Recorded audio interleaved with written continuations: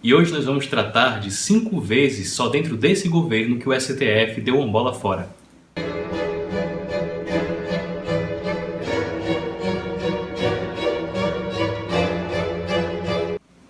Esse é o canal Roma Eterna, meu nome é Nicolas Martins, eu sou advogado e apaixonado pelo direito. E é por isso que eu criei esse canal, para discutir com vocês a necessidade que o direito tem de recuperar a sua técnica própria e cientificidade. No vídeo de hoje, nós vamos mandar um recado para o STF, que se julga quando discutimos criticamente suas decisões, uma crítica ao próprio tribunal, o que de nenhuma forma é verdade. Ao fazermos críticas científicas sobre decisões específicas que são equivocadas, nós contribuímos para a dignidade do próprio tribunal. Não há como confundir o ministro e o tribunal. E sem mais delongas, antes de passarmos para o vídeo, lembrem de curtir esse vídeo, de se inscrever no canal, de compartilhar nas redes sociais. Eu também tenho Twitter e Instagram. O primeiro fato que nós temos que comentar é sobre o inquérito das fake news, que foi instaurado pelo Dias Toffoli.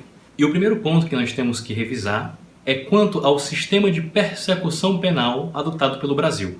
É importante saber que, pelo estudo da história do direito, nós podemos encontrar diversos modelos diferentes de persecução penal, ou seja, de modo de investigar e punir os crimes. O primeiro modo que é importante é aquele chamado inquisitorial, onde é concentrado na mesma pessoa ou instituição a acusação e o julgamento dos crimes. Ou seja, eu acuso a pessoa e eu mesmo a julgo. A grande inconveniência desse método é o interesse que a parte que acusa tem de ver o acusado condenado.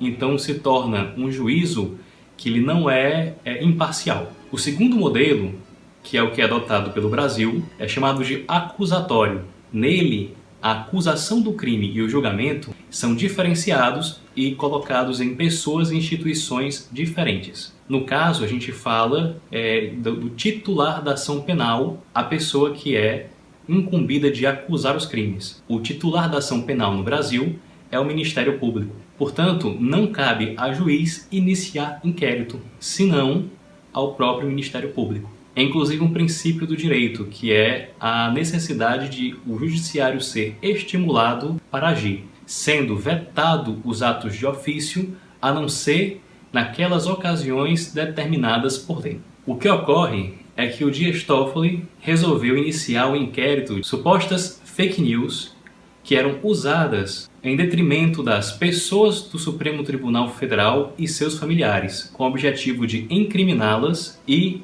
condená-las. O problema é que, como já explicado, um juiz não pode fazer isso. Ele se utiliza do regimento interno do tribunal, que estabelece 2 ocasiões em que o presidente do tribunal poderia iniciar o inquérito policial, que é quando o crime acontece, por exemplo, nas dependências do Supremo Tribunal Federal. E em nenhuma das 2 ocasiões foi o que ocorreu. Na realidade, há ainda 2 ilegalidades nesse inquérito. O primeiro foi que, quando ocorre a persecução penal, é necessário que o juiz que vai julgar o caso seja sorteado. O Dias Toffoli não sorteou e simplesmente escolheu o ministro Alexandre de Moraes para poder ministrar essa persecução. Isso foge das garantias legais de um juízo imparcial, porque o juiz foi escolhido pela pessoa que iniciou a acusação. O segundo fato, e ainda mais grave, é que se iniciou um inquérito que não tem objeto específico, porque não se fala quais exatamente foram as fake news, não tem sujeito próprio, porque não se acusa uma pessoa, senão se persegue pessoas que poderiam estar circulando fake news, pessoas indeterminadas, e não tem fatos próprios, muito menos delimitação do tempo do inquérito, ou seja, acaba se tornando um inquérito ilimitado que se converte em uma espécie de perseguição constante das liberdades de expressão. Todos esses defeitos em um inquérito de piso, um inquérito julgado por tribunais menores, seriam suficientes para anular o inquérito policial. Ele se transforma em inconstitucional e ilegal. O segundo ponto, ainda bastante fresco, é a criminalização da homofobia. E o que aqui cabe discutir não é se a homofobia deveria ou não ser crime, e sim qual o órgão institucional é responsável por criar leis penais. É preciso saber que há uma garantia, e que está inclusive no primeiro artigo do Código Penal, que é a anterioridade legal, ou princípio da reserva legal. O que quer dizer? Não pode haver nem crime e nem pena sem que seja feita uma lei prevendo o tipo penal, ou seja, os fatos que constituem esse crime, e a pena que paga quem executar esses fatos. A Constituição brasileira ainda reserva ao Congresso Nacional, ou seja, à União, o poder de legislar sobre matéria penal. Nem estados, nem municípios podem legislar em matéria penal. E muito menos o judiciário, senão só o legislativo. Outra questão que esse princípio da reserva legal traz é a proibição da analogia. Qualquer estudante do direito conhece as fontes do direito. Significa o quê? Todo direito é um ordenamento. É impossível que o legislador consiga compreender todos os fatos que ocorrem na vida. Então ele legisla sobre aqueles fatos mais essenciais. Se por acaso ocorre um fato que não é previsto na lei, se utilizam de outras fontes, que são os costumes, os princípios gerais do direito, mas sobretudo a analogia da lei. Então, se acontece algum fato que é simétrico, que é parecido com um já previsto em lei, aplica-se no que couber, de acordo com o juízo do juiz, a lei já pré-existente. Isso em matéria penal é proibido. Os fatos criminais eles têm que ser anteriormente previstos para garantir a liberdade dos cidadãos. Senão, nós poderíamos muito rapidamente nos converter em um Estado autoritário que prende quem quiser qualquer coisa. A única vez na história em que foi dado ao juiz aplicar por analogia crimes que não existem foi no Estado nazista. Então, é muito perigoso permitir que um tribunal possa aplicar de analogia para punir cidadãos, mesmo que a conduta seja imoral. E, principalmente, se a razão por detrás de aplicar essa punibilidade, que o que foi feito foi transformar os crimes de homofobia em análogos aos crimes de racismo. Ou seja, se você comete um crime de homofobia, você vai ser imputado por racismo. E o que levou os juízes a decidirem assim foi a omissão do legislativo. Isso é muito perigoso, porque na realidade o legislativo, quando ele não vota uma lei, é uma forma de pronunciamento de que essa lei não é necessária, ou que eles julgam não ser necessária. E por que isso? Hoje já existem tipos penais que as pessoas que cometem homofobia podem ser enquadradas, como a injúria ou como, nos casos mais graves, o homicídio qualificado por motivo fútil. O terceiro ponto é um dos mais discutidos e complexos. Trata da prisão de segunda instância, que não é mais possível desde a determinação do STF. É complicado o argumento, porque a Constituição Federal prevê que não será punida a pessoa até ser considerada culpada. E o Código de Processo considera culpa a partir do trânsito em julgado. E, no entanto, não só o Brasil, como diversos outros países que adotam constituições similares, já aplicavam a pena a partir da condenação em segunda instância. E por que se fazia assim? Há dois motivos. Primeiro, é preciso esclarecer, não existe terceira e quarta instância para o sistema brasileiro.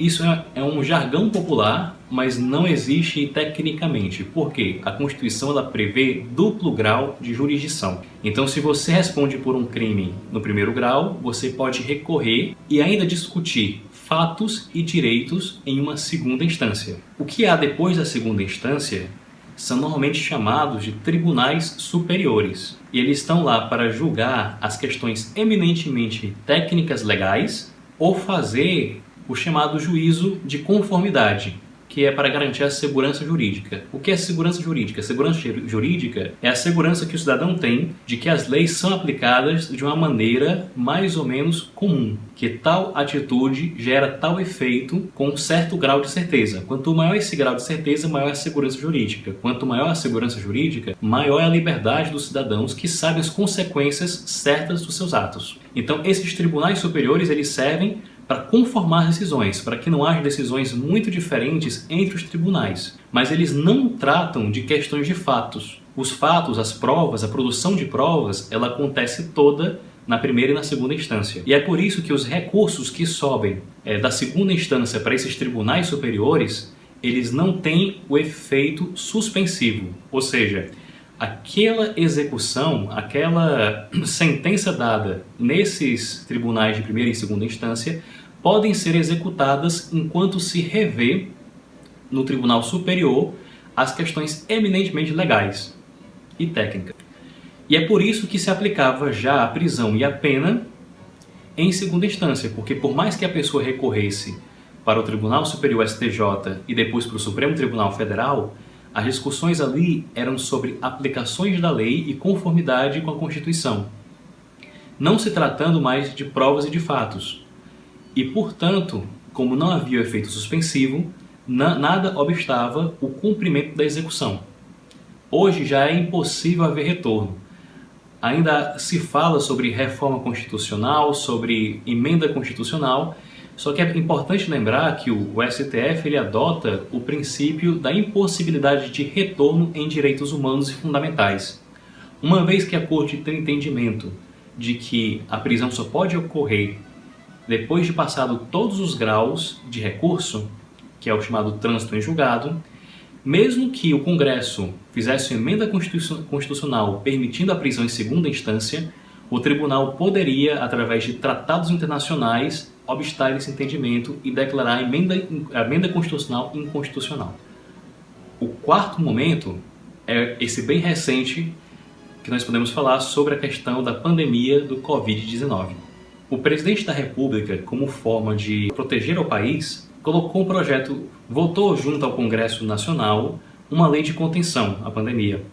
E essa lei estabelecia várias formas de combate, inclusive determinava que o poder da União, o presidente da República, poderia determinar qual era o rol das atividades essenciais que deveriam atuar durante a pandemia através de decreto presidencial, ou seja, através de ordem do presidente da República. O PDT entrou com ação no STF para julgar essa passagem inconstitucional, porque quando se trata de saúde, em tese, a competência da União, dos Estados e municípios é concorrente, ou seja, todos os três devem agir em conjunto para combater a epidemia.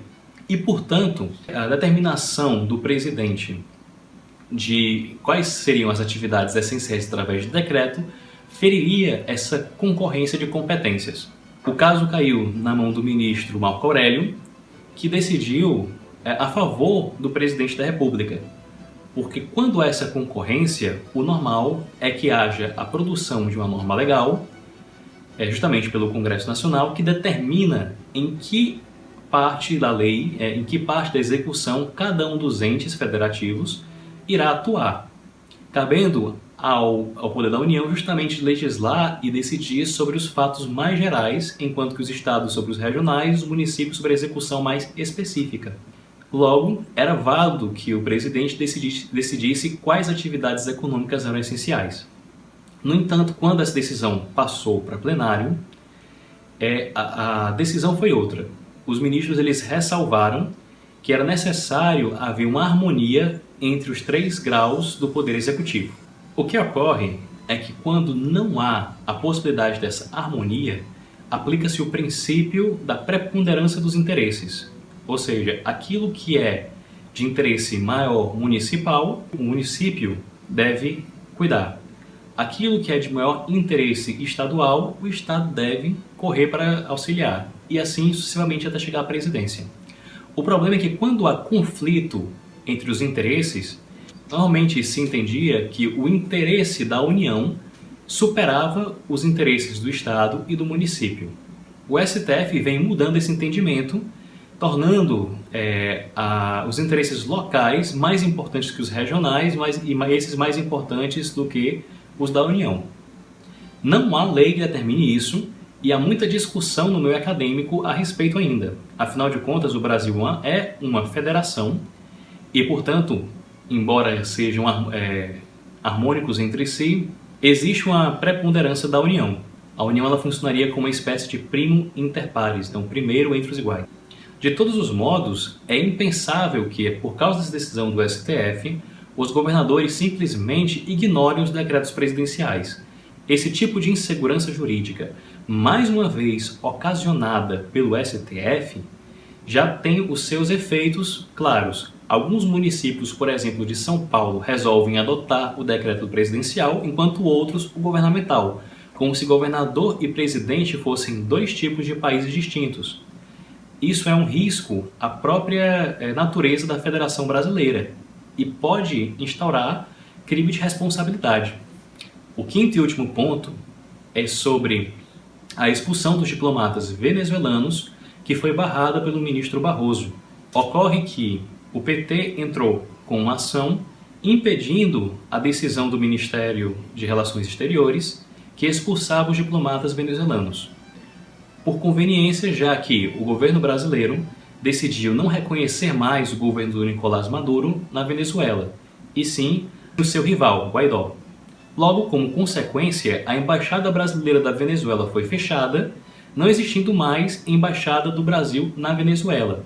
Portanto, por força inclusive do princípio de reciprocidade, foram expulsos todos os diplomatas venezuelanos. No entanto, o ministro Barroso, em decisão de urgência, ou seja, antes mesmo de julgar o caso, barrou a expulsão por 20 dias para proteger a incolumidade física e psicológica desses diplomatas por conta do Covid-19. Entretanto, esse tipo de decisão monocrática do tribunal, que barra decisões que vêm do presidente ou dos seus ministros, que é representante do poder executivo da União, é a interferência de um poder no outro.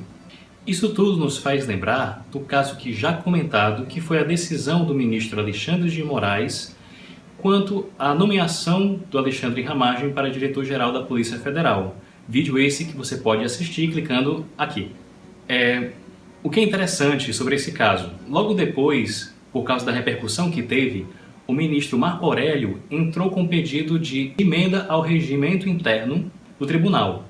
O pedido dele era para que quando houvesse atos de outros poderes da União, seja do Executivo ou do Legislativo, que precisasse sofrer interferência do STF, ele deveria ser julgado pelo plenário e não por um juiz sozinho, que a gente chama de juiz monocrático. E por que isso? Porque a harmonia dos poderes que garante as medidas de pesos e contrapesos se dá através do STF como um todo, e por isso o plenário do STF, e não com um ministro, já que um ministro não se confunde com o tribunal. E um tribunal, por natureza, é colegiado, é composto de mais de uma pessoa. Então a gente percebe que existem algumas tentativas de furar essas decisões de um único ministro que sempre interferem e causam o chamado ativismo judicial, completamente prejudicial ao Estado de Direito e à harmonia dos três poderes. Quanto aos diplomatas venezuelanos, eles continuam dentro do país por determinação judicial, apesar da crise internacional que isso acarreta e principalmente da influência do presidente, que fica internacionalmente visto como fraco no seu próprio país, já que ele não é capaz de tomar uma decisão sem sofrer pressão do judiciário. Fica impossível saber quem governa o país, se são os governadores e o STF ou o presidente da República eleito democraticamente. E principalmente fica o questionamento de se essa falta de técnica jurídica e essa intromissão da política nas decisões judiciais não é a morte do direito brasileiro.